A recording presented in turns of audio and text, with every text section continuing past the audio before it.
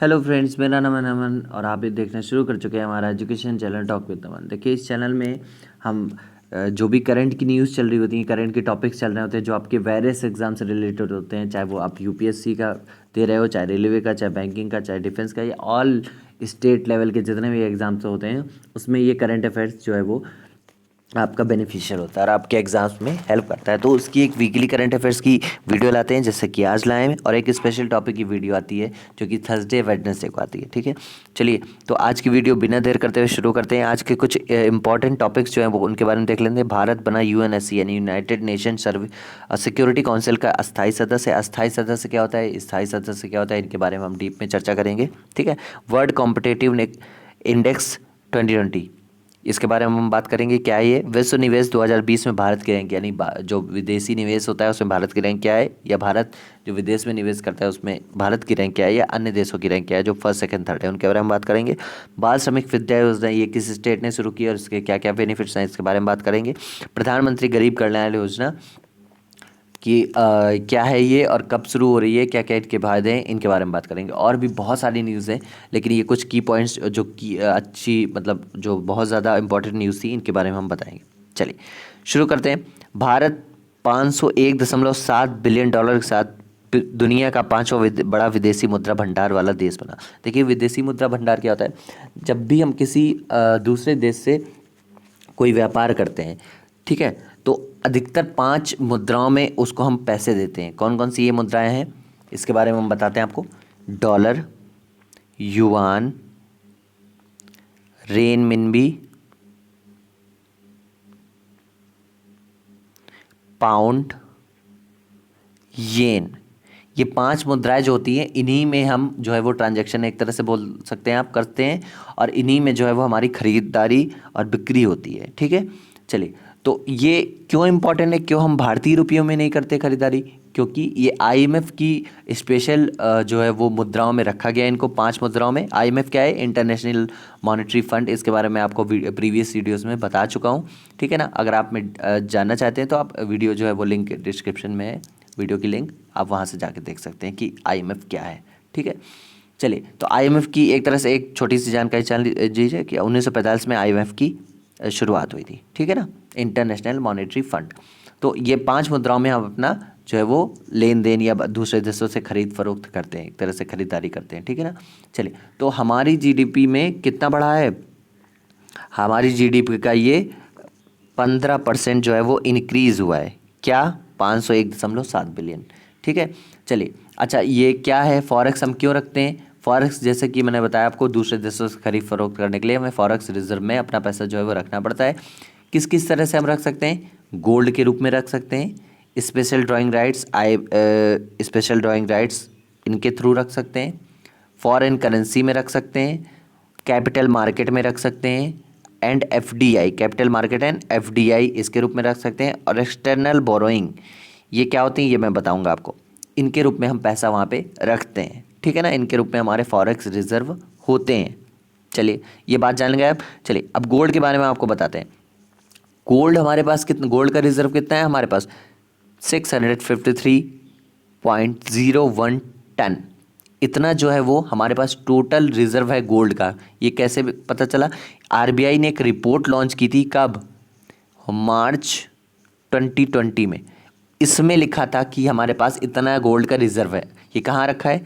360 ton bank of England में है, और बाकी का जो धन है, यानी बाकी का जो गोल्ड है, वो बैंक ऑफ इंटरनेशनल सेटलमेंट यहाँ पर रखा है। देखिए ये बैंकें आप एक तरह से जान सकते हो कि ये बैंकें बाहरी बैंक हैं, और इनमें जो है वो गोल्ड ज़्यादा सेफ़ है, एक तरह से ये भी बोल सकते हो आप। तो यहाँ पे रखा जाता है। ठीक है, अच्छा ये कहाँ से और कैसे इसको हेल्प मिली, मतलब ये जो फॉरेक्स रिजर्व है कहाँ से आया, इतना ज़्यादा फॉरेक्स रिजर्व कहाँ से आ गया हमारे पास, तो इसके बारे में बात करते हैं। आपने हाल ही में सुना होगा कि रिलायंस इंडस्ट्रीज़ यानी रिलायंस जियो वाली कंपनी जो है मुकेश अंबानी जी की, इसमें बहुत ज़्यादा जो है इन्वेस्टमेंट किया है बहुत बड़ी बड़ी कंपनियों ने, जिसमें फेसबुक का भी नाम है, जिसने कितना किया था? 43,400 या 500 कुछ समथिंग करोड़ रुपये, 1,000 करोड़ रुपए इतना इन्वेस्ट किया था। अच्छा, रिलायंस ने बहुत एफडीआई यानी फॉरेक्स डायरेक्ट इन्वेस्टमेंट में 97,000 करोड़ प्राप्त किया है। कितना प्राप्त किया है? रिलायंस ने 97,000 करोड़ इतना रुपया प्राप्त किया है। कब प्राप्त किया? मार्च प्लस अप्रैल मिला के 6.15 बिलियन डॉलर की जो एफडीआई और एफआईआई के रूप में इसे किसे रिलायंस को प्राप्त किया हुआ है। एफडीआई क्या होता है भाई? Forex direct investment. एफआईआई क्या होता है? इसके बारे में बनाते हैं। पहले एफडीआई के बारे में जान लीजिए। जब कोई कंपनी आपकी कंपनी में डायरेक्ट इन्वेस्ट करती है, जब भी कोई कंपनी आपकी कंपनी में डायरेक्ट इन्वेस्ट करती है तो वो क्या होता है? एफडीआई। लेकिन जब भी कोई कंपनी आपकी कंपनी शेयर्स में इन्वेस्ट करती है, देखिए कंपनी में डायरेक्ट इन्वेस्ट करना और कंपनी के शेयर्स में डायरेक्ट इन्वेस्ट करना, ये दोनों अलग अलग चीज़ें हैं। कंपनी में इन्वेस्टमेंट के लिए क्या करना पड़ता है? आप डायरेक्ट कंपनी से कॉन्टैक्ट करते हो, और कंपनी के शेयर्स में इन्वेस्ट करने के लिए आपको बीएससी या एनएसई यानी बॉम्बे स्टॉक एक्सचेंज या नेशनल स्टॉक एक्सचेंज, इनमें जो है वो कंपनी के शेयर्स जो है वो परचेस करने पड़ते हैं। जैसे हाल ही में अपनी अभी एचडीएफसी बैंक में चाइना की एक बैंक है, चाइना पीपुल्स बैंक करके, तो उसने जो है वो 0.01% या 1% इतना जो है वो इसके शेयर जो है वो खरीदे थे। ठीक है, चलिए, तो ये आपको समझ में आ गया एफडीआई और एफआईआई क्या होता है। अब हम आपको थोड़ा सा बताते हैं। देखिए, तेल पर कीमत का निम्नतम स्तर पर होना, यानी तेल के जो अभी आप दाम देख रहे थे, ऑयल के दाम वो बहुत ज़्यादा लेस हुए थे। ठीक है, तो इसका जो लेस होना है, इसमें तेल में जो देने वाला पैसा था वो बच गया। लॉकडाउन है तो उससे वो जो सारा पैसा है वो बच गया। देखिए, ज़्यादा हमने तेल परचेस नहीं किया तो ज़्यादा तेल क्योंकि ज़्यादा तेल खर्चा नहीं हुआ, तो इसमें जो लगने वाला पैसा था वो भी हमारा बच गया। ठीक है ना।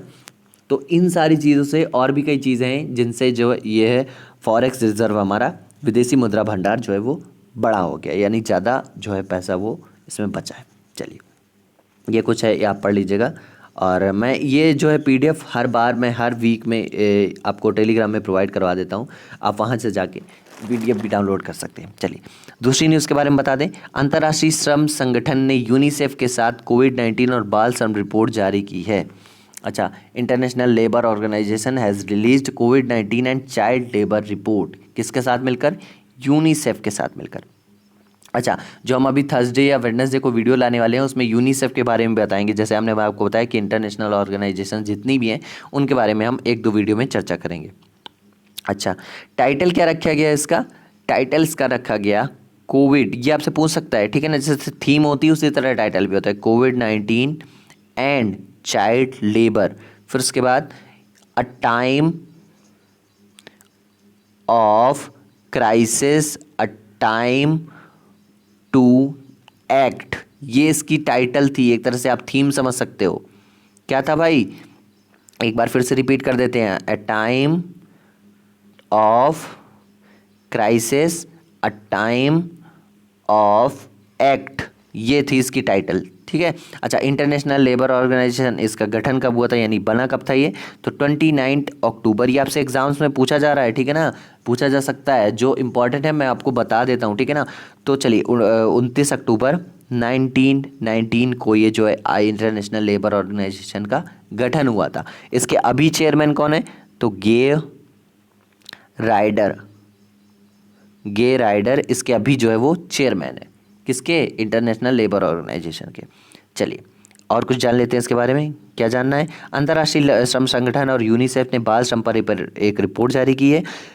रिपोर्ट शीर्षक कोविड-19 और बाल श्रम, a time of crisis, a time out to act के तहत जारी की गई है। रिपोर्ट कहती है कि कोविड-19 संकट के कारण लाखों बच्चों को बाल श्रम की ओर धकेलना है। भाई जाहिर सी बात है, जब लॉकडाउन लगा है सारी नौकरियां छिन चुकी हैं। अब क्या होगा कि नौकरियां पाने के लोग ज़्यादा आगे आएंगे, और जो नौकरी देने वाले लोग होंगे उनके सामने ऑप्शन होगा कि वो कितने कम से कम पैसों में रख सकें लोगों को।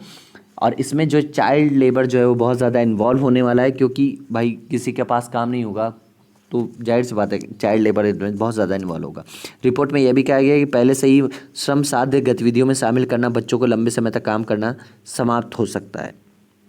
चलिए, ये जो है वो पेपर कटिंग है, आप देख सकते हैं, world day against child labour 2020, ये फर्स्ट पोस्ट नामक जो है न्यूज़पेपर है उसने जो है छापी है। चलिए, नेक्स्ट न्यूज़ के बारे में बात कर लेते हैं। भारतीय रिजर्व बैंक ने पी के मोहंती की अध्यक्षता में निजी बैंकों के मालिकाना हक की समीक्षा के लिए पैनल गठित किया है। ये क्या है भाई, इसके बारे में बता देगा। ये किस चीज़ की जांच करेगा? किस चीज़ की जांच करेगा? तो ये जांच करेगा निजी बैंकों में कितना पैसा लगा है और कहाँ का लगा है, ठीक है ना, किनका पैसा लगा है और कितना पैसा लगा है, ये जो पैनल है इसकी जांच करेगा, ठीक है ना। और भारत में कितने प्राइवेट बैंक हैं? भारत में 22 प्राइवेट बैंक है, तो इन सभी बैंकों पे निगरानी एक तरह से रखी जाएगी ये समिति के द्वारा एक तरह से, ठीक है ना। ये पैनल जो है वो, और इसकी अध्यक्षता कौन करेंगे? पीके मोहंती। चलिए ये देखिए, इसके बारे में पढ़ लीजिएगा आप। सरकारी निर्माण क्षेत्र भारतीय राष्ट्रीय राजमार्ग प्राधिकरण पूरी तरह से डिजिटल बना। क्या है भाई?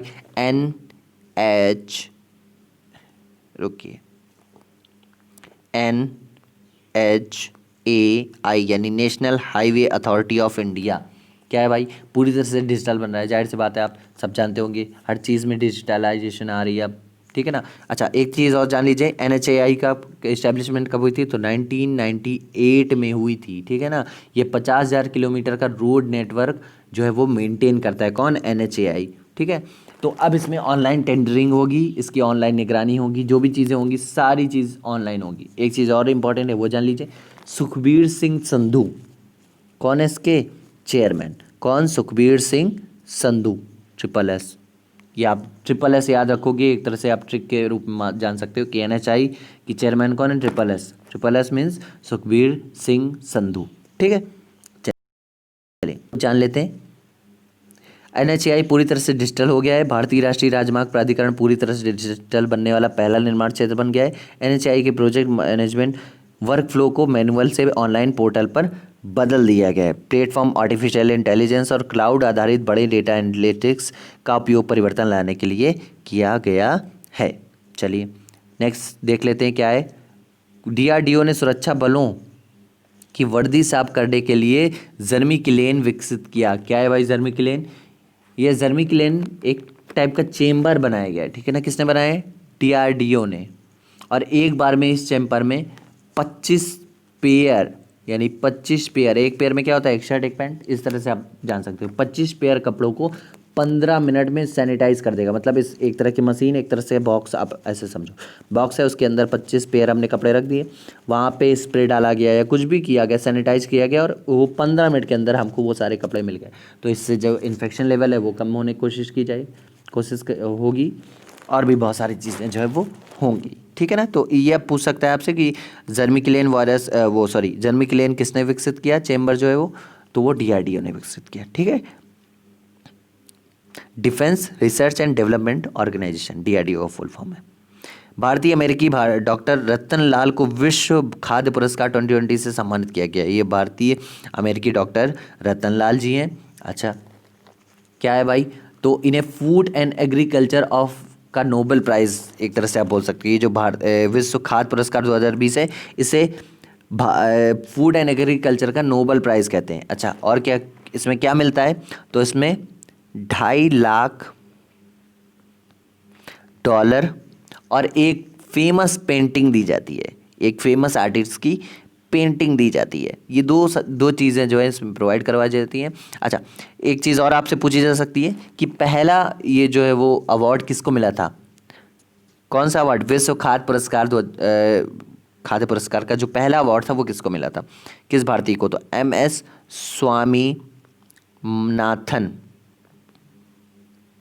स्वामीनाथन को 1987 में ये जो है वो क्या मिला था? ये अवार्ड मिला था।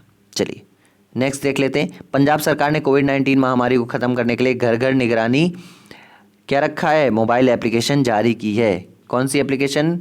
घर घर निगरानी। तो ये इसमें बहुत सारी चीज़ें हैं जो आपको हेल्प करेंगी। आपको क्या, पंजाब सरकार ने जो लॉन्च की है वो हेल्प करेंगी। अच्छा, इसके बारे में जो डीप में आपको जानना है तो टेलीग्राम चैनल में मैंने इसकी स्टोरी जो है वो डाल दी है। चलिए, कृषि और किसान कल्याण मंत्रालय ने सहकार मित्र योजना जारी की है। क्या है भाई सहकार मित्र योजना? जान लीजिए थोड़ा सा इसके बारे में, हम आपको बता देते हैं।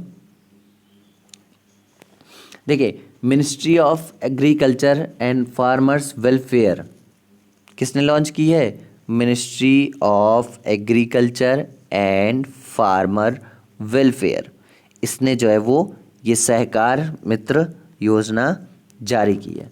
अच्छा, क्या है भाई? जैसे आपने आपको प्रीवियस वीडियो में बताया था ट्यूलिप ट्यूलिप करके एक इंटर्नशिप योजना थी जिसमें बहुत सारे इंजीनियर्स जो बहुत सारे बच्चों को एक तरह से इंजीनियर्स को इंटर्नशिप दी जाएगी गवर्नमेंट के द्वारा। उसी तरह से यह इंटर्नशिप प्रोग्राम है जिसमें बहुत सारे जो बच्चे हैं उनको एग्रीकल्चर के बारे में और फार्मर्स की जितने भी चीज़ें होती हैं उनके बारे में जो है वो एक तरह से इंटर्नशिप दी जाएगी। चलिए, हाल ही में अमेरिका ने अंतर्राष्ट्रीय अपराध न्यायालय पर प्रतिबंध लगाए हैं। क्या है भाई, जानते हैं इसके बारे में? चलिए देखते हैं। ट्रंप प्रशासन जिसने लंबे समय से अंतर्राष्ट्रीय कानून मंच को अमेरिकी संप्रभुत्व के लिए खतरा माना है, ने सख्त दंडात्मक उपायों की घोषणा की जो वाशिंगटन आमतौर पर आतंकवादी समूहों और मानवाधिकारों के हनन के आरोपियों के खिलाफ उपयोग के लिए आरक्षित है। देश के शीर्ष राजनयिक राज्य के सचिव माइक पोम्पियो ने 123 देशों मजबूत न्यायाधिकरण को कंगारू अदालत का है। या पढ़ लीजिएगा, मैं आसान भाषा में आपको समझाने की कोशिश करता हूँ क्या है भाई। तो जब किसी देश द्वारा, जैसे ये देश है और ये देश है, जब किसी देश द्वारा किसी दूसरे देश की संधि पर कोई भी, जैसे ट्रीटी आप बोल सकते हो, कोई भी ट्रीटी, आपने बहुत सारी ऐसी संधियां पढ़ी होंगी जैसे एक देश से दूसरे देश से, भारत ने भी कई सारी संधियां की हैं, ठीक है। तो एक देश कोई दूसरे देश की किसी भी संधि पर हस्ताक्षर करता है तो उससे पहले हस्ताक्षर करने वाला देश हस्ताक्षर तो कराता है, तो अब लेकिन अपने देश की संसद पर परमिशन लेता है कि साइन कर दिए हैं भाई हमने, ये साइन करने हैं हमें, ठीक है ना। तो इस पहले आकर ये मतलब ये परमिशन लेता है संधि पर साइन करते हुए, ठीक है। तो इसी तरह एक संधि थी, कौन सी संधि? रोम स्टैट्यू। कौन सी संधि थी भाई? रोम STATUE स्टैट्यू। ये एक संधि थी जो कि जुलाई 2002 पर में आई थी। कब आई थी? जुलाई 2002 में। क्या था इस संधि में? तो उसमें 123 कितने 123 देशों ने साइन किया था, ठीक है ना। इस 123 देशों ने साइन किया था, लेकिन रशिया और चाइना ने साइन नहीं किया, ठीक है। USA यानी यूनाइटेड स्टेट ऑफ अमेरिका ने साइन किया था, पर देशों की संसद से मंजूरी नहीं ली थी। मतलब देश की संसद में, जैसे मैंने आपको बताया कि देश की संसद से मंजूरी लेनी पड़ती थी, उन्होंने देश की संसद से मंजूरी नहीं ली थी यूनाइटेड स्टेट ने जब साइन किया था, ठीक है ना। यह एक तरह से इंटरनेशनल क्रिमिनल कोड के साथ लागू होकर काम करती है और अलग अलग तरह से बहुत तरीके से काम करती है, ठीक है ना। लेकिन अब इंटरनेशनल क्रिमिनल कोड कह रहा है कि अमेरिका के ऊपर जांच होगी। क्यों भाई? बहुत सारी चीज़ें जो अमेरिका कर रहा है इस समय उथल पुथल मचा के रखा है, तो वो बोल रहा है कि इंटरनेशनल क्रिमिनल कोड कह रहा है कि जांच करेंगे हम अमेरिका की। लेकिन इस पर अमेरिका ने कहा है, यानी डोनाल्ड ट्रंप जी ने कहा है कि ये जांच नहीं करने देंगे। और अब इस पे किस पे? इंटरनेशनल क्रिमिनल कोड पे इन्होंने सैंक्शन लगा दिए हैं कि हम इसको जांच नहीं करने देंगे, ठीक है ना। तो ये मैटर था, और आपको डीप में जानना हो तो आप मेरे को कमेंट सेक्शन में बताइएगा। इंटरनेशनल क्रिमिनल कोड पे मैं एक पर्टिकुलर पूरा जो है वो वीडियो बना दूंगा, ठीक है। अच्छा, किस चीज़ पर जांच करा है ये भी जान लीजिए। तो जो 2001 के कुछ हमले किए थे, किसने? अमेरिका ने, लेकिन वो एक तरह से गलत थे। कौन कह रहा है? International criminal court. तो उसी के इस पे ये जांच करेगा। अब ये बोल रहा है कि हम भाई जांच करेंगे इस पे, ठीक है ना। तो ये इन्होंने डोनाल्ड ट्रंप जी ने कहा है कि हम जांच नहीं करने देंगे, आप किसी को भी भेज के देख लीजिए। चलिए, तो ये आप देख सकते हैं, इसकी पेपर कटिंग थी हिंदुस्तान टाइम्स की। देखिए, Trump's authorise sanction against international criminal court officials. चलिए, नेक्स्ट न्यूज़ के बारे में बात कर लेते हैं। क्या है नेक्स्ट न्यूज़? भारत मेडागास्कर व अबू धाबी में नौसेना संपर्क अधिकारी तैनात करेगा। एक पहले इसको एक देख लीजिए, फिर आसान भाषा में आपको समझाने की कोशिश करते हैं। देखिए, भारत मेडागास्कर में क्षेत्रीय समुद्री सूचना संलयन केंद्र RMIFC और अबू धाबी में स्ट्रेट हार्मोन्स EMASOH में यूरोपीय समुद्री सूचना केंद्र MDA में सुधार के लिए नौसेना संपर्क अधिकारी पोस्ट करने की योजना बना रही है। यह कदम भारत द्वारा मार्च 2020 में जापान और संयुक्त राष्ट्र के साथ ऑब्जर्वर के रूप में हिंद महासागर आयोग IOC में शामिल होने के बाद आया है। इस कदम में उद्देश्य गुरुग्राम में हिंद महासागर के क्षेत्र में लिए नौसेना की सूचना संलयन केंद्र IFC और IOR के साथ अन्य IFCs के लिंक में सुधार करना और IOR में समुद्री डेटा के भंडार बनाना था। ये देखिए, आपको बाउंस हो गई होगी, ठीक है। मैं आसान भाषा में समझाने की कोशिश करता हूँ। देखिए, भारत का जलीय बॉर्डर है, ठीक है। जैसे आप इस तरह से भारत को देखते हो, सॉरी मैं बना नहीं पाऊँगा, ठीक है। तो ये जो एरिया होता है ये जलीय बॉर्डर होता है, ठीक है ना। यहाँ पे तो अलग अलग देश जो है वो लगे हुए हैं, लेकिन ये जो जलीय बॉर्डर है इसमें आप देखिए कितना लंबा है ये, 7,500 किलोमीटर, 7500 किलोमीटर लंबा है ये, ठीक है ना, भारत का जलीय बॉर्डर जो है। अब देखिए क्या है, international sorry information fusion centre, information fusion centre, ये क्या है भाई, ये गुरुग्राम हरियाणा में है। पहली बात तो ये समझिए, यह तटीय इलाकों पर निगरानी करता है, ये जो नीचे के इलाके होते हैं, निचले इलाके, इसमें निगरानी करता है। और ये भारत के तटों पर नज़र रखता है कि कोई कोई अनहोनी या कोई ऐसी घटना तो नहीं घट रही है कि जो भारत के पक्ष में अच्छी ना हो, या कोई भी चीज़ आप समझ सकते हो, है ना। लेकिन यह इंडियन ओशन पर regional maintain information fusion centre के स्थित पर साथ टाई अप कर रहा है। क्या है भाई ये, इसको और आसान भाषा में समझने की कोशिश करते हैं। देखिए जो मैंने आपको बताया, क्या बताया, इंफॉर्मेशन फ्यूजन सेंटर।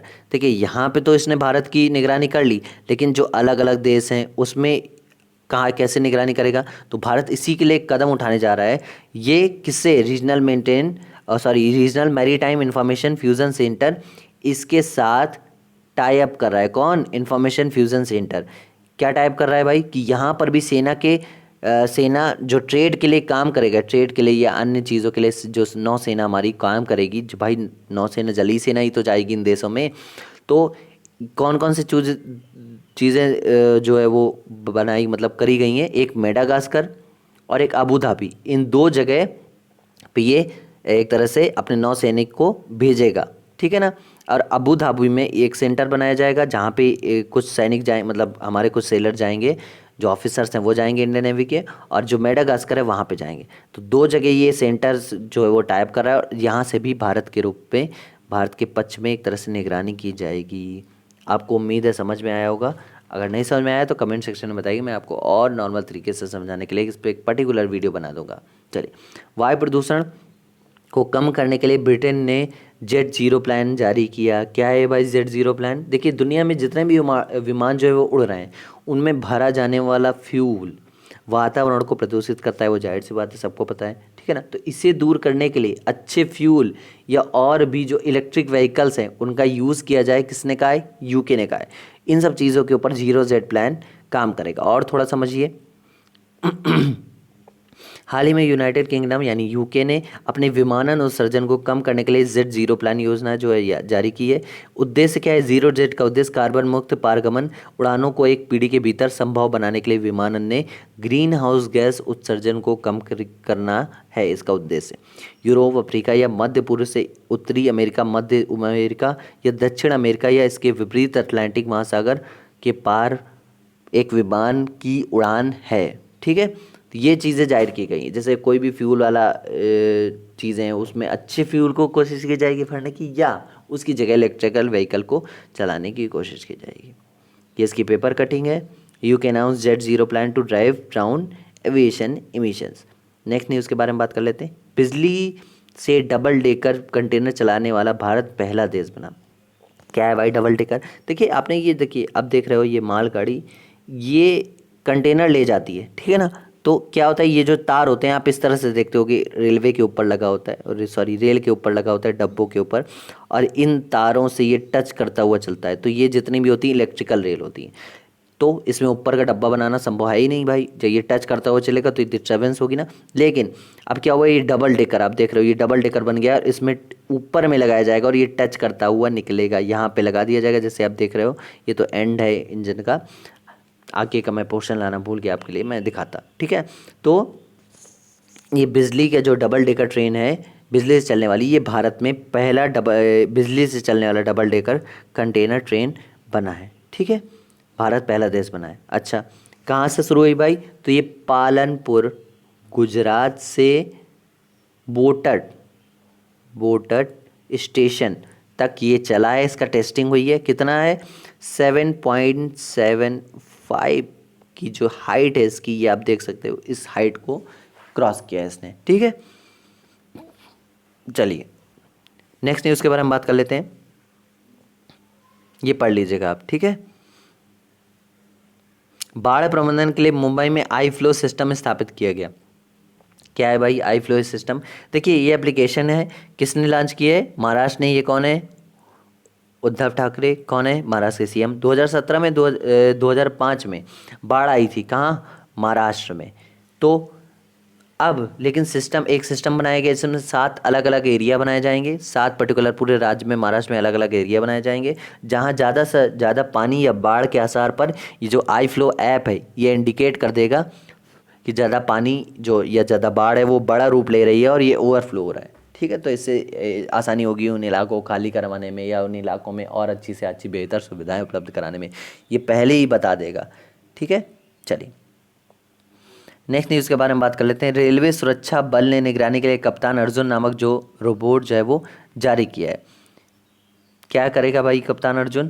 तो रेलवे प्रोटेक्शन फोर्स यानी RPF ने ये आप देख सकते हो ये रोबोट जो है वो जारी किया है, मतलब एक तरह से ये सर्विस जो है प्रोवाइड करवाई है। किसको? जितने भी यात्री हैं स्टेशन में। ये क्या करेगा भाई? जो आप देखते हो एक बंदूक दिखाते हैं आपको अब कोरोना वाले, कोरोना चेक करने के लिए, एक तरह से वो बॉडी टेम्परेचर चेक करने के लिए वो होती है। ठीक है, तो ये थर्मल स्क्रीनिंग करता है और ये थर्मल स्क्रीनिंग करेगा जितने भी जो यात्री होंगे, ट्रैवलर होंगे, इनकी। अब आपको कमेंट सेक्शन में ये बताना है कि ये जो कप्तान अर्जुन है ये कहाँ पे लगाया गया है, मतलब किस रेलवे स्टेशन में, ये किस जोन में जो है वो इनको इस्टेब्लिश किया गया है। चलिए ये हमारे जो की पॉइंट्स में न्यूज़ थी उसके बारे में बात कर लेते हैं। उत्तर प्रदेश ने बाल श्रमिकों के लिए बाल श्रमिक विद्या योजना शुरू की है। आपसे पूछा जाएगा कि बाल श्रमिक विद्या योजना किस स्टेट ने शुरू की है? तो उत्तर प्रदेश ने शुरू की है। और इसके कुछ की पॉइंट्स जान लीजिए। देखिए पहला जो पॉइंट निकल के आता है इसमें क्या है? इसमें 8 से 18 साल के बच्चों को जो मेल हैं उनको 1000 रुपीज़ पर मंथ। कितना? 1000 रुपीज़ पर मंथ। और जो फीमेल है उनको 1200। एक सेकेंड, मेल को कितना मिलेगा? 1000 रुपीज़ पर मंथ। और फीमेल जो बच्चे हैं उनको क्या मिलेगा? 1200 रुपीज़, 1200 रुपीज़ पर मंथ। और क्या होगा इसके अलावा? अनाथ और जो चाइल्ड लेबर और जो वर्कर्स के बच्चे होते हैं, जो जैसे मजदूरी कर रहे होते हैं, उनके वर्कर्स के जो बच्चे होते हैं उनको ये लाभ मिलेगा। तीसरी चीज़ क्या है? अटल रेजिडेंस स्कूल, अटल रेजिडेंस स्कूल बनाए जाएंगे। कहाँ पे? कुल 18 ज़िलों में। कितने ज़िलों में? कुल 18 ज़िलों में ये बनाए जाएंगे, जिनमें किन्हें बच्चों को खाना और रहना एकदम फ्री होगा। ठीक है, और जान लीजिए फर्स्ट राउंड में 2000 बच्चों को चूज़ कर लिया गया है और इनको 57 ज़िलों के अंदर से निकाला गया है, यानी 2000 बच्चों को 57 ज़िलों के अंदर से ढूंढा गया है जो ऐसे हैं। और एक और चीज़ है इसमें जो निकाली गई है, 8th 9th 10th, अगर इन बच्चों ने ये 3 कक्षाएं जो है वो पास कर ली तो इन्हें अलग से 6000 रुपये पर ईयर जो है वो मिलेगा। अच्छा ये अब कब योजना जो है ये कब शुरू हुई? तो ये 12 जून को चालू की थी, मतलब इन्होंने अनाउंसमेंट की थी। कौन है ये? योगी आदित्यनाथ जी हैं, हमारे यूपी के सीएम। और चीज़ जान लीजिए क्या भाई 12 जून को क्या था? तो इंटरनेशनल चाइल्ड लेबर डे। ठीक है, तो ये कुछ बहुत इंपॉर्टेंट सा ही आपसे एग्जाम में पूछ सकता है। ठीक है, चलिए नेक्स्ट न्यूज़ के बारे में बात कर लेते हैं। स्वीडन की संस्था सिप्री ने परमाणु हथियारों पर रिपोर्ट जारी की। मैंने आपको पहले भी प्रीवियस वीडियो में बता चुका हूँ कि सिप्री क्या है। Stockholm international peace research institute, ये किसकी रिपोर्ट जारी करता है? ये हथियारों के बारे में कोई भी इन्फॉर्मेशन होती थी, हथियारों से रिलेटेड या डिफेंस रिलेटेड जो भी न्यूज़ होती हैं इनको इनके बारे में ये कवर करता है, रिसर्च करता है, उसकी रिपोर्ट जारी करता है। ठीक है, अच्छा कुछ जान लेते हैं इसके बारे में, फिर हम आपको आसान भाषा में समझाने की कोशिश करेंगे। स्टॉकहोम इंटरनेशनल, एक second, Stockholm international peace research institute यानी सिप्री द्वारा जारी की इस साल की नई किताब वार्षिक पुस्तक आयुध निरस्त्रीकरण और अंतर्राष्ट्रीय सुरक्षा की वर्तमान स्थिति का आकलन करती है। स्टॉकहोम में आधारित संस्थान नीति निर्माताओं, शोधकर्ताओं, मीडिया और इच्छुक जनता के लिए खुले स्रोतों के आधार पर डेटा विश्लेषण और सिफारिशें प्रदान करता है। परमाणु हथियार रखने वाले सभी देशों ने अपने परमाणु शस्त्रागारों का आधुनिकीकरण जारी रखा है, जबकि भारत और चीन ने पिछले 1 साल में अपने परमाणु हथियारों में वृद्धि की है। अच्छा, अब आसान भाषा में हम आपको समझाने की कोशिश करते हैं। देखिए, सिप्री के अनुसार क्या हुआ है कि ये कहा गया है कि कौन देश क्या कर रहा है हथियार सैन्य बल के बारे में, ये सारी जानकारी सिप्री लेता है। और 2019 के परमाणु हथियार कितने हैं? 13,865 से घट के कितने रह गए हैं? 13,400। ये इन्होंने बताया। किसने बताया है? सिप्री ने। क्या बताया कि जो 2019 में परमाणु हथियार थे, जो 13,865 थे, वो घट के 13,400 हो गए हैं। दूसरी चीज़, जिन देशों ने हथियारों में वृद्धि की है वो 4 देश है। कौन कौन? चाइना, नॉर्थ कोरिया, यूके और इंडिया। किसने किसने वृद्धि की है? चाइना ने की है, यूके ने की है और इंडिया ने की है और नॉर्थ कोरिया ने। इन्होंने अपने परमाणु हथियारों में वृद्धि की है। और रशिया और अमेरिका ने, किसने? रशिया और अमेरिका ने, यूनाइटेड स्टेट ऑफ अमेरिका यानी यूएसए ने अपने परमाणु हथियारों में कमी की है। ठीक है, ये चीज़ जो है वो बताया है। किसने बताया है? सिप्री ने। चलिए नेक्स्ट चीज़ देख लेते हैं। नेक्स्ट क्या है? हाल ही में Bharat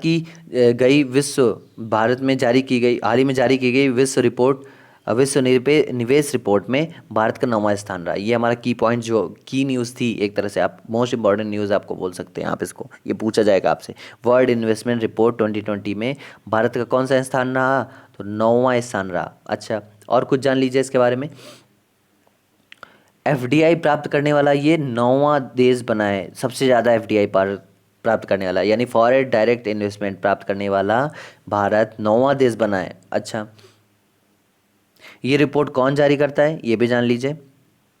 UNCATD, United Nations conference और ट्रेड डेवलपमेंट, ये रिपोर्ट जारी करता है। इसकी एस्टैब्लिशमेंट कब हुई थी? 30 अक्टूबर 1964 में। किसकी? इसकी UNCATD, इसकी कब हुई थी एस्टैब्लिशमेंट? 30 अक्टूबर 1964 में। ये आपसे पूछा जा सकता है, ठीक है ना। इसका हेडक्वार्टर कहाँ है? जिनेवा में। कहाँ पर? जिनेवा में। जिनेवा कहाँ है? स्विट्ज़रलैंड में है, ठीक है। अच्छा, कितनी कंट्रीज़ हैं जो इसमें मेंबर हैं? 195 कंट्रीज़ जो इसकी मेंबर हैं। इसके हेड कौन है? हेड भी जान लीजिए। इसके हेड हैं मुखिशा कित्सुई, ठीक है। अच्छा, और कुछ बताते हैं हम इसके बारे में आपको। भारत और विकास पर संयुक्त राष्ट्र सम्मेलन ने अपनी विश्व रिपोर्ट 2020 जारी की। रिपोर्ट के अनुसार भारत 2019 में एफडीआई का 9वां सबसे बड़ा प्राप्तकर्ता बना है। रिपोर्ट के अनुसार भारत का एफडीआई 2018 में कितना था? $42 बिलियन, लेकिन 2019 में कितना बढ़ गया है? $51 बिलियन बन के मतलब बन गया है, ठीक है ना। एशिया के देश क्षेत्र में भारत शीर्ष 5 देशों में शामिल है। अच्छा, अब आप पूछेंगे फर्स्ट सेकंड थर्ड में कौन आया भाई? तो फर्स्ट सेकंड थर्ड में भी जान लीजिए। फर्स्ट आया है यूएस, कितना? $246 बिलियन। सेकंड आया है चाइना और थर्ड आया है नीदरलैंड, ठीक है। चलिए नेक्स्ट देख लेते हैं। भारत के अटॉर्नी जनरल के वेणुगोपाल का कार्यकाल 1 साल के लिए बढ़ाया गया। अच्छा, इसके बारे में जान लेते हैं। कौन है भाई ये के वेणुगोपाल? ये अटॉर्नी जनरल का जो आर्टिकल है, ये हमारे संविधान में किसमें? आर्टिकल 76 में रखा है। ये आपसे पूछ सकते हैं कि अटॉर्नी जनरल का एक जो किस आर्टिकल में रखा गया है? अटॉर्नी जनरल को आर्टिकल 76 में रखा गया है, ठीक है।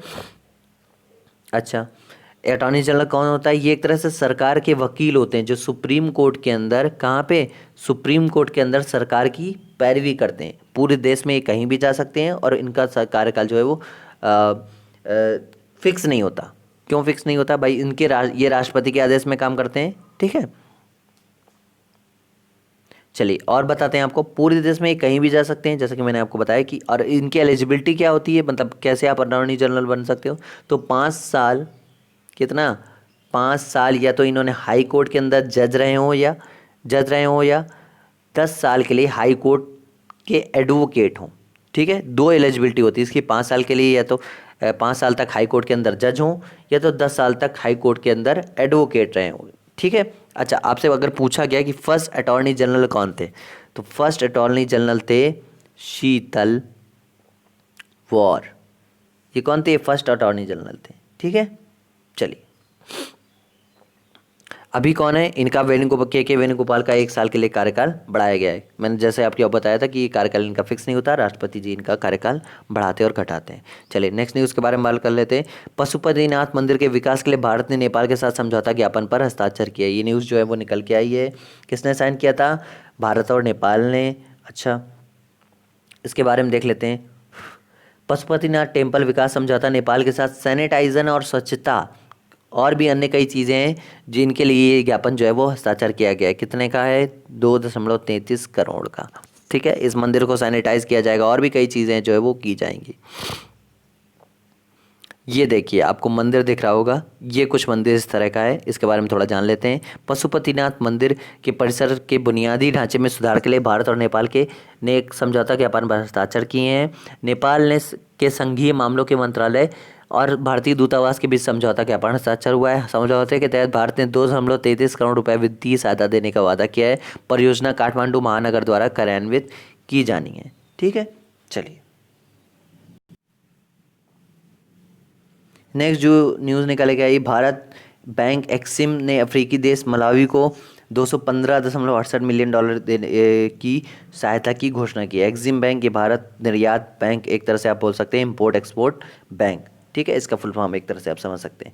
तो किसने इसको इसने अफ्रीकन कंट्री मलावी को 215.68 मिलियन डॉलर देने की घोषणा की। अच्छा, एक चीज़ और बता दें आपको कि पिछली प्रीवियस वीडियो में हमने आपको विश्व के जो प्रसिद्ध सबसे ज़्यादा कमाई करने वाले जो एक्टर हैं उनके बारे में बताया था। उसमें टॉप में अक्षय कुमार थे, तो उसमें गलती से हमने अक्षय कुमार की जो नेटवर्थ है उसको बताया था, लेकिन उसमें हमने बिलियन डॉलर लगाना भूल गए थे। तो आप जो भी नेटवर्थ बताई थी मैंने, उसमें आप बिलियन डॉलर जोड़ लीजिएगा। ठीक है, ये गलती हुई थी, उसके लिए सॉरी। चलिए नेक्स्ट न्यूज़ के बारे में बात कर लेते हैं। दिनयार पटेल ने Dadabhai Naoroji pioneer of India, Indian nationalism पुस्तक लिखी है। किसने लिखी है? चलिए आपको बताते हैं हम इसके बारे में थोड़ा सा। देखिए, Naoroji pioneer of India nationalism किसने लिखी है? दिनयार पटेल ने। ठीक है। चलिए, ये बुक है जो आपसे पूछी जा सकती है कि ये बुक किसने लिखी है? दिनयार पटेल ने लिखी। किसके ऊपर लिखी है? तो दादा भाई नौरोजी। इसने क्या बोला जाता था? इन्हें grand old man of India ये भी बोला जा सकता था। इनकी पहली बुक कौन सी थी जो इन्होंने लिखी थी? Poverty and un British rule in India. ये आपसे बहुत ज़्यादा एग्जाम्स में पूछी जाती है और मोस्ट इम्पॉर्टेंट है ये बुक कि पूछा जा सकता है कि poverty and un British rule in India किसने लिखी? तो दादा भाई नौरोजी ने लिखी। चलिए, अभिनेता पंकज त्रिपाठी को बिहार खादी ब्रांड का एम्बेसडर नियुक्त किया गया है। किनको नियुक्त किया गया है? बिहार खादी ब्रांड का एम्बेसडर ये अभिनेता पंकज त्रिपाठी, इनको नियुक्त किया गया है। संयुक्त राष्ट्र द्वारा 16 जून को international day of family remittance मनाया गया है। रेमिटेंस क्या होता है? जितने भी रिफ्यूजी होते हैं उनके लिए। अच्छा, एक तरह से शरणार्थी बोल सकते हैं आप। देखिए, बाहर कमाने गए लोगों द्वारा ये भेजा जाने वाला एक तरह से पैसा होता है रेमिटेंस। इसकी थीम क्या थी? Remittance are a lifeline, ये इसकी जो इस बार की थीम थी। ठीक है ना। चलिए, हाल ही में IAEA ने ईरान पर अपने परमाणु स्थलों का परीक्षण न करवाने का आरोप लगाया है। क्या है भाई? International atomic energy agency, atoms for piece, इन्होंने आरोप लगाया कि ईरान अपनी जांच करवाने से मना कर रहा है। इनके बारे में बताते हैं आपको। सबसे पहले तो आप कुछ ज़रूरी चीज़ें जान लीजिए कि IAEA कब इस्टेब्लिशमेंट हुई थी इसकी? तो 29 जुलाई 1957 को इसकी इस्टेब्लिशमेंट हुई थी। क्या है भाई? International atomic energy agency. ठीक है ना। चलिए, इसका हेडक्वार्टर कहाँ है? तो वियना में है। अब आप कमेंट सेक्शन में बताएंगे कि वियना कहाँ है। ठीक है, इसका वियना में हेडक्वार्टर है। अच्छा, यह एक जांच एजेंसी है जो जांच करती है किसी देश के उन संदिग्ध क्षेत्रों की जहां उसे लगे, यानी इस एजेंसी को लगे कि हाँ भाई परमाणु परीक्षण किए जा रहे हैं, क्योंकि परमाणु परीक्षण में प्रतिबंध लगा हुआ है कि एक आपकी बिना पूछे परमाणु परीक्षण जो है वो नहीं कर सकते, ठीक है ना। तो इसको लगा कि ईरान जो है वो परमाणु परीक्षण कर रहा है फिर से एक बार, तो ये क्या है, वो जांच कर रही है। ये क्या करती है भाई, मैंने आपको बताया कि परमाणु परीक्षण जहां इसको लगता है कि किसी तरह का कार्य हो रहा है परमाणु परीक्षण में, तो ये जांच करती है। तो इसी तरह की गतिविधि को लेकर इस पर जांच करने वाला है, जिस पर यह ईरान जो है वो मना कर रहा है। वो बोल रहा है कि हम जांच नहीं करवाएंगे। जैसे अभी आपको पढ़ा है कि डोनाल्ड ट्रम्प जी बोल रहे हैं कि हाँ जांच करवा लो, हम करने ही नहीं देंगे, ठीक है ना। तो वो इंटरनेशनल क्रिमिनल कोर्ट वाली थी और ये परमाणु वाली है, ठीक है। चलिए और देख लेते हैं, 2 अप्रबंधित रिपोर्टों में वियना स्थित अंतर्राष्ट्रीय परमाणु एजेंसी IAEA ने ईरान द्वारा 4 महीनों में अधिक समय तक से 2 संदिग्ध स्थानों के निरीक्षण को रोकने के लिए बाद गंभीर चिंता व्यक्त की। हालांकि IAEA ने सार्वजनिक रूप से इन साइटों का नाम नहीं दिया है, लेकिन यह माना है कि ईरान के समृद्ध यूरेनियम भंडार पर सहमति सीमा पार हो गई है। IAEA ने के अनुसार ईरान ने 2003 में यूरेनियम एस के प्रसंस्करण और परिवर्तित करने के लिए साइटों का उपयोग किया होगा। चलिए, ये आपको समझ में आ गया होगा।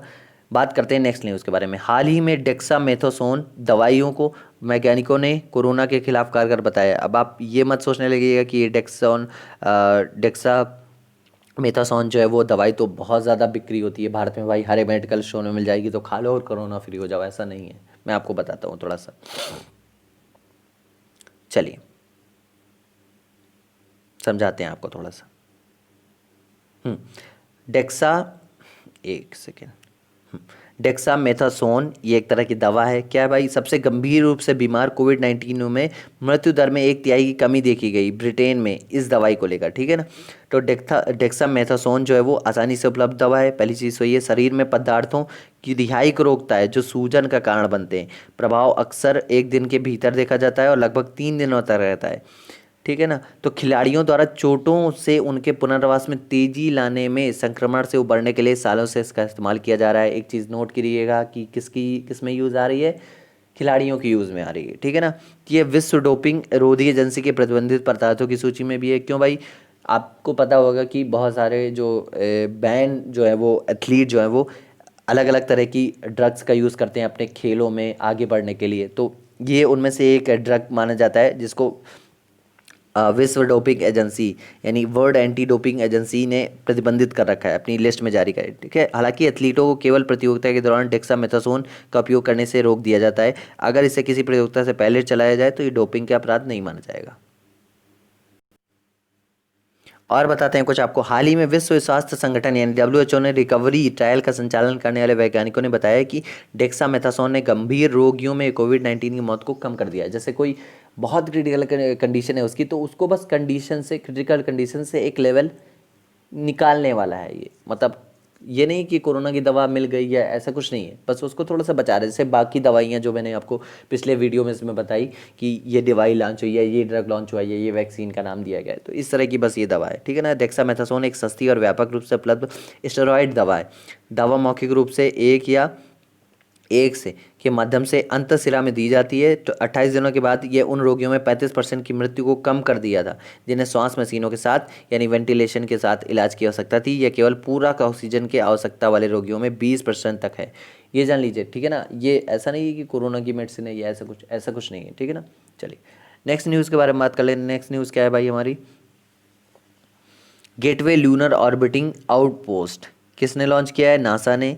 चर्चा में क्यों रहा है ये जान लेते हैं। देखिए आप ये देख सकते हैं गेटवे लूनर ऑर्बिटर आउटपोस्ट। अच्छा बताते हैं आपको क्या है भाई ये। देखिए हाल ही में national aeronautics and space administration NASA यानी कि अमेरिकी एजेंसी है, स्पेस एजेंसी ने अपने गेटवे लूनर ऑर्बिटिंग आउटपोस्ट के लिए habitation and logistics outpost hello को डिज़ाइन करने के लिए अनुबंध को अंतिम रूप दिया है। गेटवे के लिए habitation and logistics support NASA के आर्टेमिस प्रोग्राम का एक हिस्सा है जिसका उद्देश्य 2024 तक पहली महिला को अगले आदमी को चंद्रमा पर भेजना है। यह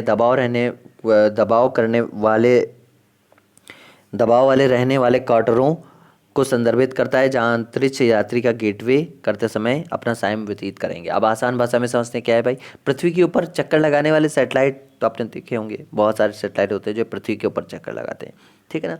लेकिन ये कई तरह की कंट्रीज़, अलग अलग कंट्रीज़ अपने अपने सैटेलाइट लॉन्च करती रहती हैं। देखिए चंद्रमा भी पृथ्वी का चक्कर लगाता है, लेकिन जैसे आपने सुना होगा कि एक इंटरनेशनल स्पेस स्टेशन बनाया गया है, ठीक है ना। मैंने आपको बताया था कि प्रीवियस वीडियो में कि स्पेस एक्स ने मिलके इसको लॉन्च किया है। इसमें कुछ लोग रहेंगे, 2 लोगों को भेजा गया है, वो रिसर्च करेंगे पृथ्वी के बारे में, ठीक है ना। तो उसी तरह पहले तो क्या होता था, ये पृथ्वी है और इसके चारों ओर और ये सैटेलाइट घूमते थे, इसकी जो है वो इन्फॉर्मेशन लेते थे, ठीक है ना। लेकिन अब इस चंद्रमा के चारों तरफ घूमने वाला ये सैटेलाइट है, कौन सा, गेटवे लूनर ऑर्बिटिंग आउटपोस्ट। कौन भेज रहा है, नासा भेज रहा है, ठीक है ना।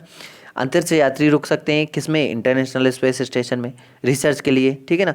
लेकिन अब स्पेस स्टेशन नासा चंद्रमा पर भी बनाएगा, जिसे गेटवे लूनर ऑर्बिटर आउटपोस्ट कहा जाएगा। ये 2026 तक बन जाएगा और यहाँ पर भी लोग भेजे जाएंगे और चंद्रमा की फिर निगरानी की जाएगी, ठीक है।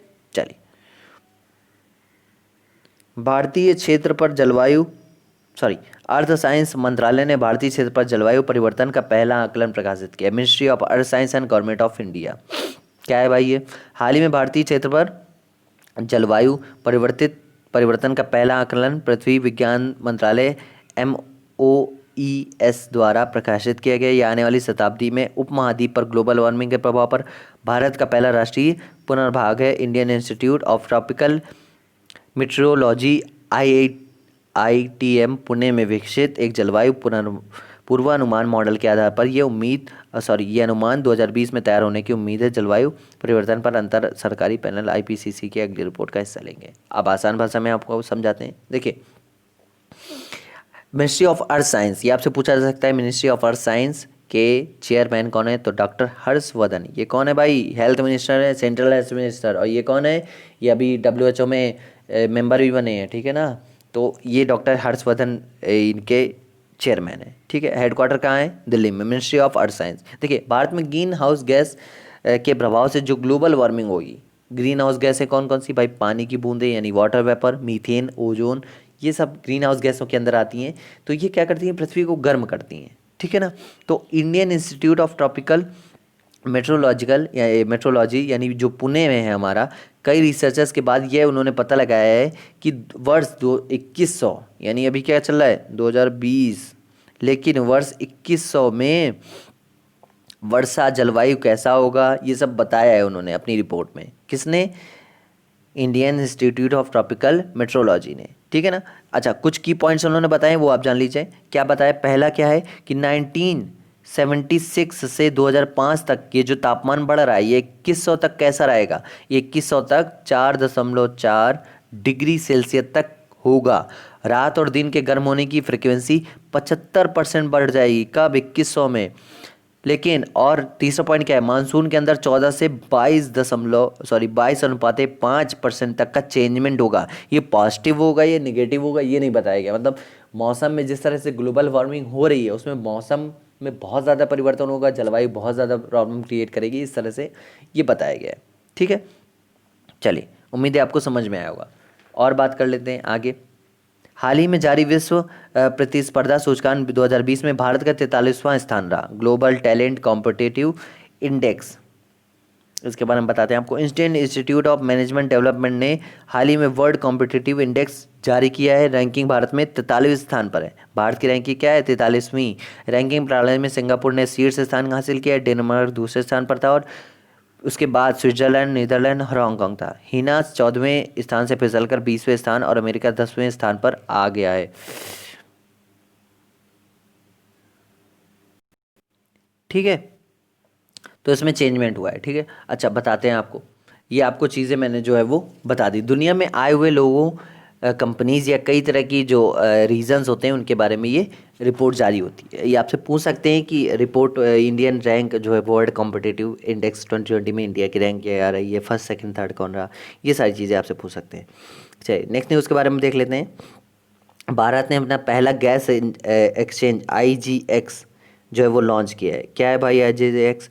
हाल ही में भारत ने अपना पहला गैस एक्सचेंज लॉन्च किया, जिसने भारतीय गैस एक्सचेंज IGX नाम दिया गया। IGX एक डिजिटल ट्रेडिंग प्लेटफॉर्म है जो खरीदारों और प्राकृतिक गैसों के खरीदारों को स्पॉट मार्केट में, फॉरवर्ड मार्केट में तीन हब गुजरात और हजीरा में आयातित प्राकृतिक गैस और आंध्र प्रदेश के कोनकाडा में व्यापार करने की अनुमति देगा। हाजिर बाजार एक सार्वजनिक वित्तीय बाजार है जिसमें वित्तीय उपकरणों और प्राप्य वस्तुओं का तत्काल वितरण के लिए कारोबार किया जाता है।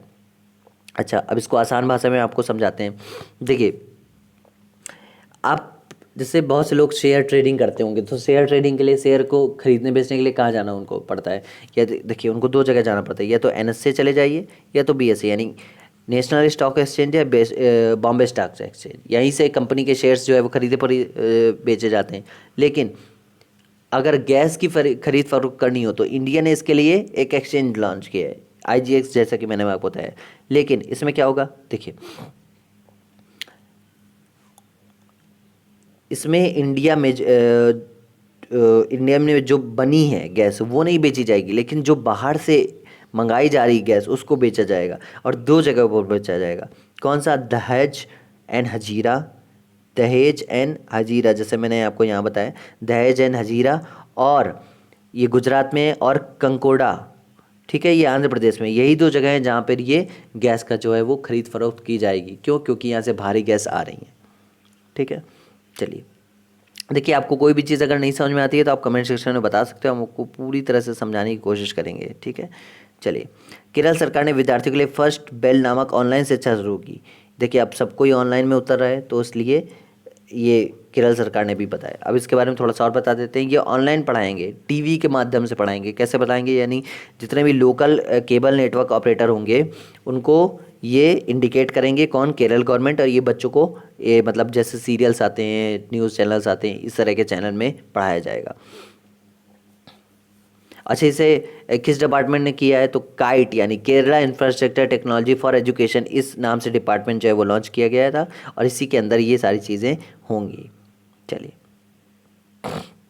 डेक्कन विकास सोसाइटी ने को मोनाको फाउंडेशन द्वारा जैव विविधता पुरस्कार दिया गया है। ये आपसे पूछा जा सकता है कि मोनाको फाउंडेशन द्वारा जैव विविधता का पुरस्कार मिला है। अच्छा, इसमें क्या होता है भाई? इसमें 35 लाख रुपए दिए जाते हैं।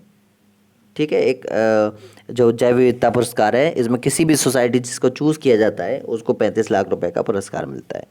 ठीक, चलिए, एयरटेल पेमेंट बैंक एमएसएमई श्रमिकों के लिए एक सुरक्षा वेतन खाता शुरू करेगा, एयरटेल ने। ठीक है ना, एमएसएमई के जो micro small and medium enterprises, मैंने आपको 20 लाख करोड़ का इकॉनमी पैकेज वाली वीडियो में बहुत ज़्यादा इसके बारे में बताया था। अगर आपने वो नहीं देखा है तो आप प्लेलिस्ट जो है वो डिस्क्रिप्शन में पड़ी है, आप हमारे चैनल में जाके वहाँ से देख सकते हैं।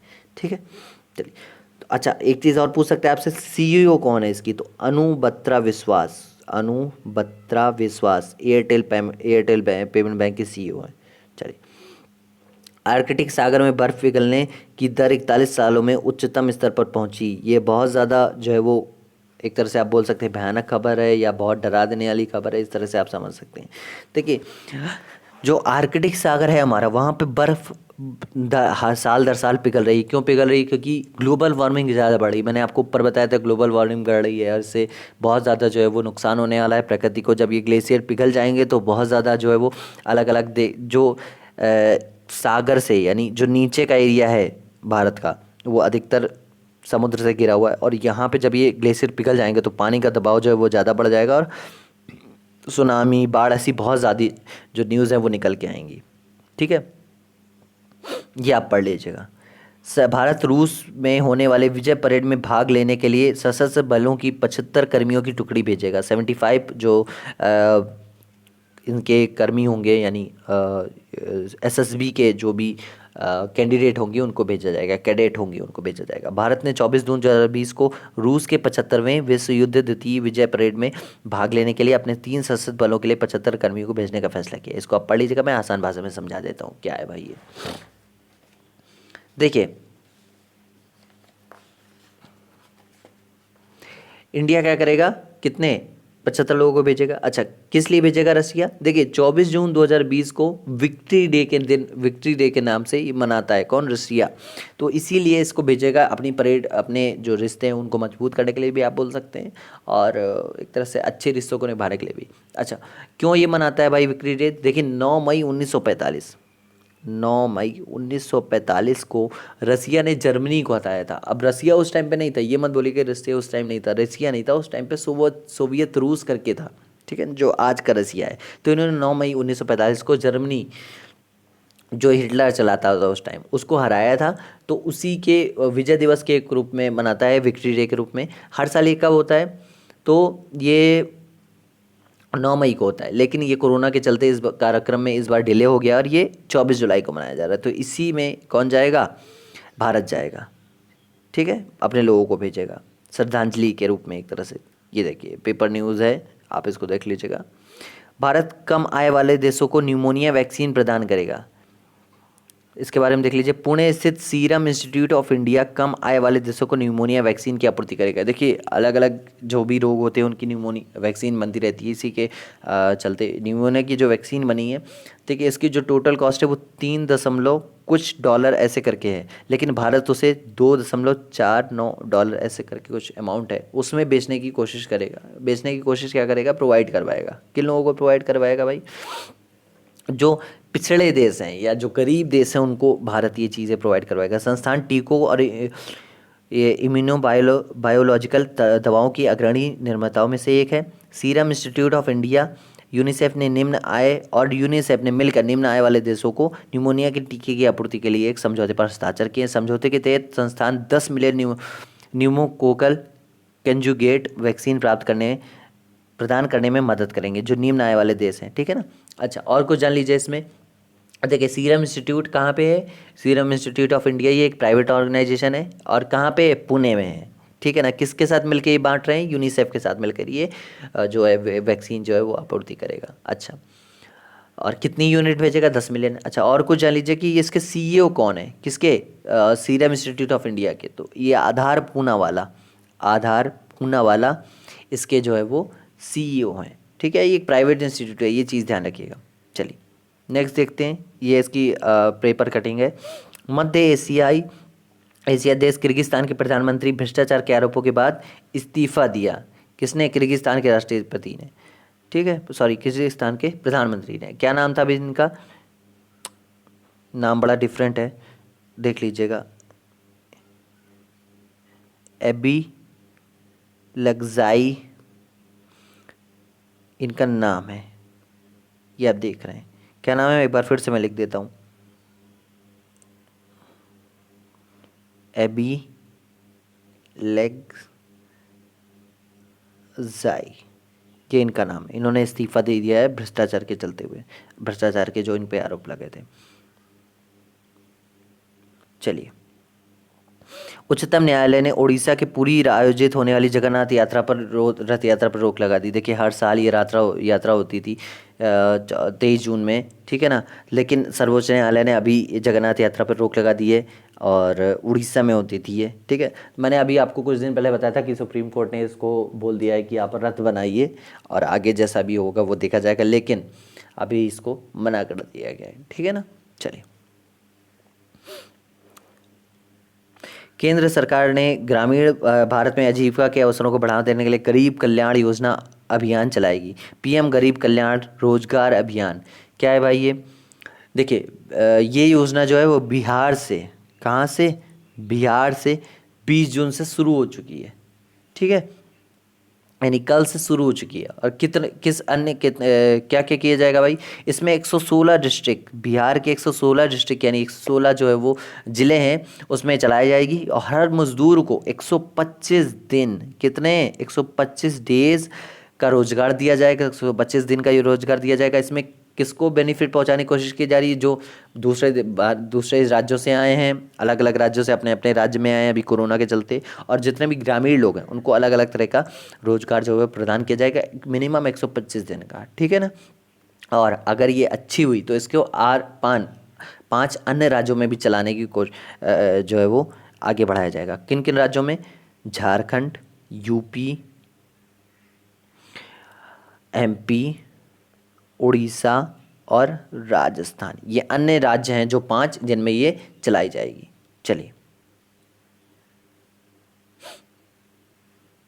ये देख लीजिए। एशियाई अवसंरचना निवेश बैंक ने कोविड-19 के खिलाफ लड़ने के लिए भारत को 750 मिलियन $750 मिलियन का ऋण स्वीकृत किया, यानी एशियन इंफ्रास्ट्रक्चर इन्वेस्टमेंट बैंक। ये कहाँ की है? चाइना की बैंक है।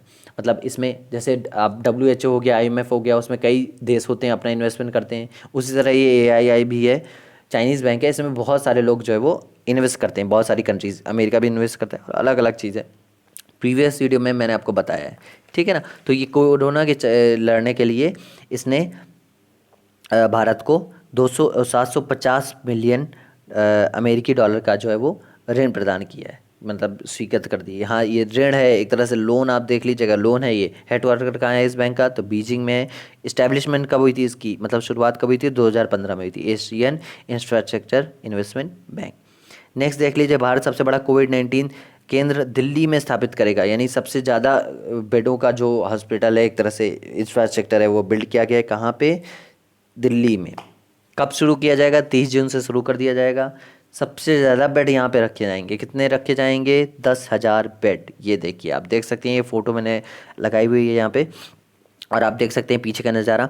ये एक तरह का हॉल है, और ऐसे 20 से 30 हॉल लगाए जाएंगे, जिसमें टोटल 10,000 बेड होंगे, और कोरोना से लड़ने जो भी कोविड-19 से ग्रसित जो लोग हैं उनको इन बेडों पर रखा जाएगा, ठीक है ना। और ये कहाँ पे आप देख सकते हो, कहाँ है, राधा स्वामी सत्संग स्थल पर। ये अस्थाई चिकित्सा केंद्र हैं, स्थायी नहीं है, इन्हें कभी भी, मतलब जब ये चीज़ें सही हो जाएंगी तो इन्हें हटा दिया जाएगा वहाँ से, ठीक है। राधा स्वामी सत्संग स्थल पर ये सारी चीज़ें लगाई गई। ये दिल्ली के CM अरविंद केजरीवाल, इनके पीछे जो है मनीष सिसोदिया डिप्टी CM है, और एजुकेशन मिनिस्टर भी है दिल्ली के। चलिए, हाल ही में भारत 2021 के लिए संयुक्त राज्य सुरक्षा परिषद का अस्थायी सदस्य चुना गया। ये मोस्ट इंपॉर्टेंट न्यूज़ है आपके लिए। पहले इसके बारे में थोड़ा सा जान लेते हैं, फिर आपको आसान भाषा में समझाने की कोशिश करेंगे। 17 जून 2020 को कुल 192 वोटों में से 184 वोट हासिल करने के बाद भारत 2 साल की अवधि के लिए संयुक्त राष्ट्र सुरक्षा परिषद UNSC का गैर स्थायी सदस्य बन गया है। भारत का कार्यकाल 1 जनवरी 2021 से शुरू होगा। भारत के अलावा नॉर्वे, केन्या, आयरलैंड और मैक्सिको को भी गैर स्थायी सदस्य के रूप में 2 साल के लिए चुना गया है। यूनाइटेड नेशनल सिक्योरिटी काउंसिल का गठन 1945 में हुआ था, ठीक। अब हम आपको बताते हैं कुछ आसान भाषा में, ठीक है। चलिए, टोटल इसमें कितने मेंबर्स होते हैं UNSC में, टोटल होते हैं 15 मेंबर्स, लेकिन जिसमें से 5 स्थायी होते हैं और 10 अस्थायी होते हैं, 10 अस्थायी होते हैं और 5 स्थायी, यानी 5 जो है वो स्थायी होते हैं। और आपने सुना होगा वीटो पावर इन 5 मेंबर्स के पास होता है, इन 10 के पास नहीं होता है, ठीक है। और चीज़ें आपको बता देते हैं, ये 5 जो है वो परमानेंट मेंबर है, और 10 जो है वो नॉन परमानेंट मेंबर है, ठीक है।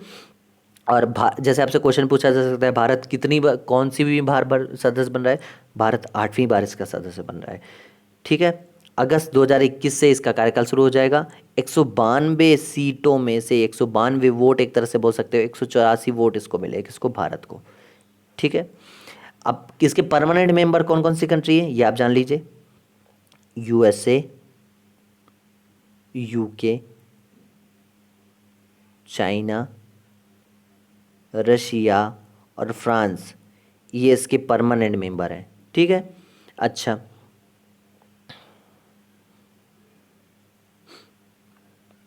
मंथली अकॉर्डिंग, यानी मंथ के अकॉर्डिंग इसमें हर महीने जो है वो, हर साल आप समझ सकते हो, हर महीने एक नया चेयरमैन जो है वो यहाँ पे बनता है, ठीक है ना। 15 मेंबर्स में थे। 24 अक्टूबर 1995 को ये यूनाइटेड नेशंस ने शुरुआत में ये इस्टेब्लिशमेंट की थी इसकी, ठीक है ना, यूनाइटेड नेशंस ने। अच्छा, इसके जो सीट बंटवारे होते हैं वो कैसे होते हैं, वो मैं बता देता हूँ आपको। ये जो 5 सीटें होती हैं जो परमानेंट वाली होती हैं, सॉरी नॉन परमानेंट, ठीक है ना, 10 सीटों में से 5 सीट जो नॉन परमानेंट की होती हैं, Asia and Africa continent, Asia और अफ्रीका कॉन्टिनेंट से इन्हें चुना जाता है। 5 सीटों में से 2 सीटें एशिया से किसी भी देश में मिल सकती हैं, और अफ्रीका कॉन्टिनेंट में 3 सीटें होती हैं। अफ्रीका कॉन्टिनेंट यानी अफ्रीकन जो कंट्री है, उनमें से 3 कंट्रीज़ को यहाँ पे भेजा जाता है, और यहाँ एशिया से 2 कंट्रीज़ को, एशिया से जाने वाली कंट्री में से भारत हमारा है, ठीक है ना। चलिए, 5 सीटों का बंटवारा देख लिया। अब 1 सीट जो है वो ईस्ट यूरोपियन कंट्री को मिलती है, 2 सीट जो है वो south America and Caribbean countries को मिलती हैं, और जो 2 सीटें होती हैं वेस्टर्न यूरोप, इन कंट्रीज़ को मिलती हैं। देखिए, तो 10 सीटें हो गई, 5 सीट किसको मिली, एशिया जो एशिया कॉन्टिनेंट है उसको 2 और अफ्रीका कॉन्टिनेंट है उसको 3। ये एशिया से भारत गया है इस बार, ठीक है ना। और एक फिर उसके बाद 5 की 6वीं सीट जो है वो ईस्टर्न यूरोपियन कंट्री, 2 सीट जो है उसके बाद साउथ अमेरिकन और कैरेबियन कंट्री को, 2 सीट जो है वो वेस्टर्न यूरोप कंट्री को, ठीक है ना। अच्छा, 5 मेंबर्स के पास, यानी जो 5 परमानेंट मेंबर्स हैं उनके पास वीटो पावर होता है। वीटो पावर क्या होता है भाई? जैसे कोई भी फैसला लिया गया, यूनाइटेड नेशन सिक्योरिटी काउंसिल, आप यही समझ सकते हैं ये हर एक देश की सिक्योरिटी की चीज़ों के बारे में बात करते हैं और उनकी जो है वो एक तरह से निष्पक्ष चीज़ों को देखते हैं। तो इनके पास वीटो होता है। जैसे भारत ने मुद्दा रखा कि पाकिस्तान हमारे साथ ये कर रहा है या पाकिस्तान ये कर रहा है, तो इसके बारे में हम पाकिस्तान पर ये सैंक्शन लगाएंगे या पाकिस्तान के साथ ये करेंगे। तो यहाँ पर चाइना खड़ा होके, क्योंकि चाइना परमानेंट मेंबर है, चाइना अगर खड़ा होगा, जैसे 192 लोगों ने वोट किया कि हाँ भारत सही बोल रहा है, ठीक है, जैसे 192 लोगों ने वोट किया कि भारत सही बोल रहा है और पाकिस्तान के साथ ये एक्शन खड़ा होना चाहिए, लेकिन अगर चीन ने इसके खिलाफ बोल दिया कि नहीं इसके साथ ये नहीं होगा, ठीक है ना, इस पर हमला नहीं किया जाएगा, तो वो मान्य होगा, ठीक है ना। तो ये होता है वीटो पावर। किसके पास है? चाइना के। 5 कंट्रीज जो है परमानेंट कंट्री हैं, यूएसए, यूके, चाइना, रसिया, फ्रांस, इनके पास ये वीटो पावर होता है। चलिए, उम्मीद है आपको ये समझ में आया होगा। अगर नहीं समझ में आया तो आप कमेंट सेक्शन में बताइएगा, हम दोबारा समझा देंगे। भारत चीन की झड़प के बाद सरकार तत्काल आधार पर सुखोई 30 व मिग-29 फाइटर जेट्स खरीदेगी। अच्छा, इसके बारे में बात कर लेते हैं, ठीक है। अच्छा, क्या क्या खरीदेगी भाई? 12 सुखोई खरीदेगी, सुखोई SU-30, और 21 मिग-20S खरीदेगी। किससे खरीदेगी? रशिया से। अच्छा, सुखोई जो है वो सुखोई कंपनी बनाती है और मिग-29S जो है वो मिकोयन कंपनी बनाती है रशिया की। क्या नाम है इसका? मिकोयन कंट्री, ठीक है। अच्छा, और थोड़ा जान लेते हैं। पिछले कुछ महीनों से वास्तविक नियंत्रण के रेखा के साथ झड़पों और तीव्र सामना के बाद खरीद के प्रस्ताव को अगले हफ्ते इसकी अंतिम मंजूरी मिलने की संभावना है। मीडिया रिपोर्टों के अनुसार लगभग 6,000 करोड़ रुपए की अनुमति लागत के साथ 21 अतिरिक्त मिग-29 और 12 Sukhoi SU-30 MKI fighter jets की फास्ट ट्रैक खरीदी होने की संभावना है। हालांकि फाइटर जेट्स की डिलीवरी में 1-2 साल का समय लग सकता है। खरीद की तारीख से सालों में फ़र्क पड़ सकता है। जिस तारीख से खरीदे जा सकते हैं उसमें 1-2 साल डिलीवरी में टाइम लग सकता है। भारत ने फ्रांसीसी कंपनी डसॉल्ट एविएशन ने से कुल 36 राफेल फाइटर खरीदे हैं। और कुछ जान लीजिए। देखिए, सुखोई कंपनी जो है वो मिग-29S वाली कंपनी मिकोयन तो अपने यहाँ बनाएगी रसिया में, लेकिन सुखोई कंपनी जो है वो नासिक यानी महाराष्ट्र के अंदर HAL के कारखाने में, यानी HAL के कारखाने में मेक इन इंडिया के तहत ये सुखोई कंपनी फाइटर जेट बनाएगी। तो ये अच्छी चीज़ है, ठीक है ना। भारत के पास अभी कितने सुखोई है? तो 260 सुखोई अभी हमारे पास ये फाइटर जेट है। तो ये सुरक्षा के उद्देश्य से अच्छी भी न्यूज़ है, ठीक है ना भाई। जितना हमारा देश सशक्त होगा उतनी ही अच्छी चीज़ है। चलिए, नेक्स्ट न्यूज़ के बारे में बात कर लेते हैं। ये आप देख लीजिए, ये पेपर कटिंग है इंडिया टुडे की। हाल ही में 8 राज्यों में राज्यसभा सदस्यों के लिए चुनाव संपन्न हुए। क्या है भाई, इसके बारे में थोड़ा जान लीजिए। 8 राज्यों में राज्यसभा चुनाव। देखिए, राज्यसभा चुनावों का जो गठन का अनुच्छेद है वो अनुच्छेद 80 के भाग 1 और भाग 3 में बताया है, इसका वर्णन किया है, ठीक है। अच्छा, संसद इन्हीं से बनती है। किससे बनती है? संसद बनती है प्रेसिडेंट, लोकसभा और राज्यसभा से, ठीक है। इन 3 चीज़ों से मिलकर संसद बनती है। अच्छा, और जान लीजिए, लोकसभा को लोअर हाउस और राज्यसभा को अपर हाउस, लोअर हाउस और अपर हाउस कहते हैं। और कुछ जान लीजिए इसके बारे में। ये जो राज्यसभा में जो कैंडिडेट जाते हैं, नॉमिनेटेड कैंडिडेट मेंबर होते हैं, किसके द्वारा नॉमिनेटेड होते हैं? प्रेसिडेंट के द्वारा नॉमिनेटेड होते हैं। अच्छा, और देखिए, राज्यसभा में कितनी सीटें होती हैं? 250 होती हैं, लेकिन इस टाइम कितनी हैं? 245 सीटें हैं, जिसमें 229 स्टेट से सेलेक्ट होके जाते हैं, 4 यूटी से यानी यूनियन टेरिटरी यानी दिल्ली, पुदुचेरी, इस तरह यहाँ से जाते हैं, और 12 नॉमिनेटेड होते हैं। जैसे मैंने आपको बताया कि 12 लोगों को प्रेसिडेंट चुन के भेज सकते हैं। अच्छा, कोई भी जा सकता है क्या? नहीं, कोई नहीं जा सकता। 8 सोशल सर्विस, लिटरेचर और साइंस, इन फील्डों में जो विशेष होते हैं उन लोगों को प्रेसिडेंट 12 लोगों को उनमें से कोई भी चूज़ करके 12 लोगों को नॉमिनेट करके प्रेसिडेंट भेज सकते हैं। अच्छा, और जान लीजिए, इसमें जनसंख्या के आधार पर ये सीट्स स्टेट को बांटी गई। जो 229 सीटें हैं वो जनसंख्या के माध्यम से, किस स्टेट में कितनी ज़्यादा जनसंख्या है वहाँ उसी हिसाब से 233 सीटों का बंटवारा हुआ है। अच्छा, राज्यसभा मेंबर्स का कार्यकाल 6 साल का होता है, लेकिन हर साल 1/3 सदस्य इसमें रिटायर हो जाते हैं और ये चुनाव होता है। ठीक है ना। चलिए, ये आपको थोड़ा समझ में आया होगा। ठीक है ना। शरणार्थियों के लिए संयुक्त राष्ट्र उच्चायुक्त ने ग्लोबल ट्रेंड्स रिपोर्ट 2020 जारी की है। क्या है भाई ये? किसने जारी की है? UNHCR। इसका एस्टेब्लिशमेंट कब हुआ था? 1950 में। हेडक्वार्टर कहाँ है? वेनेजुएला में। ठीक है ना। United Nations human commission for refugee, ये इसका फुल फॉर्म है। आपसे पूछ सकता है United nation human commission for refugee. ठीक है ना। और जान लीजिए, संयुक्त राष्ट्र के उच्चायुक्त शरणार्थियों के लिए UNHCR के विश्व शरणार्थी दिवस 20 जून से पहले अपनी वार्षिक वैश्विक रुझान रिपोर्ट जारी की है। वैश्विक रुझान के हर साल शरणार्थियों की संख्या की गणना और उन्हें ट्रैक करने के लिए प्रकाशित किया जाता है। आंतरिक रूप से विस्थापित लोग, जो लोग अपने देशों या मूल शरण चाहने वालों स्टेटलेस लोगों को UNHCR के लिए चिंता की अन्य आबादी के क्षेत्रों में लौट आए हैं। ठीक है ना। जैसे अभी कोविड-19 पेंडेमिक हुई तो बहुत सारे लोग लौट गए, इसके बारे में बताएं। ये रिपोर्ट जो है वो जारी की गई है। नेक्स्ट जो न्यूज़ निकल के आई, सरकार ने दिल्ली के निजी अस्पतालों में कोरोना के साथ इलाज को आधा करने का आदेश दिया था कि जो कोरोना पेंडेमिक चल रही है इसके चलने के दौरान दिल्ली में बहुत ज़्यादा जो प्राइवेट हॉस्पिटल है वो चार्ज कर रहे थे, लेकिन अभी सरकार ने दिल्ली के निजी अस्पतालों को आदेश दिया है कि इलाज का खर्चा जो है वो फिट कर दिया है, मतलब फिक्स कर दिया है कि इतना जो है वो चार्ज होगा। अच्छा, कितना चार्ज होगा प्राइवेट हॉस्पिटल्स के लिए ये जारी की गई है, मैं आपको बता देता हूँ। 8 से 10 हज़ार रुपये लिया जाएगा अगर कोई नॉर्मल बेड पे है, ठीक है ना, कोरोना पेशेंट है। लेकिन 13 से 15 हज़ार रुपये लिया जाएगा अगर कोई आईसीयू में है, ठीक है ना। और 15 से 18 हज़ार रुपये लिया जाएगा अगर कोई वेंटिलेटर में है। हालांकि ये चार्ज बहुत है, लेकिन इससे बहुत ज़्यादा चार्ज कर रहे थे प्राइवेट हॉस्पिटल, तो इतना फिक्स किया गया है। अच्छा, AIFF द्वारा पद्मश्री पुरस्कार के लिए फुटबॉल खिलाड़ी IM विजयन की सिफारिश की गई है। AIFF क्या है? All India football federation. इन्हें पद्मश्री के लिए सिफारिश की गई है। किसकी सिफारिश की गई है? IM विजयन की। अच्छा, ये कौन है? फुटबॉल प्लेयर हैं, जैसे कि आपको देख सकते हो। इन्होंने 79 मैचेस में 40 गोल किए हैं, ठीक है ना।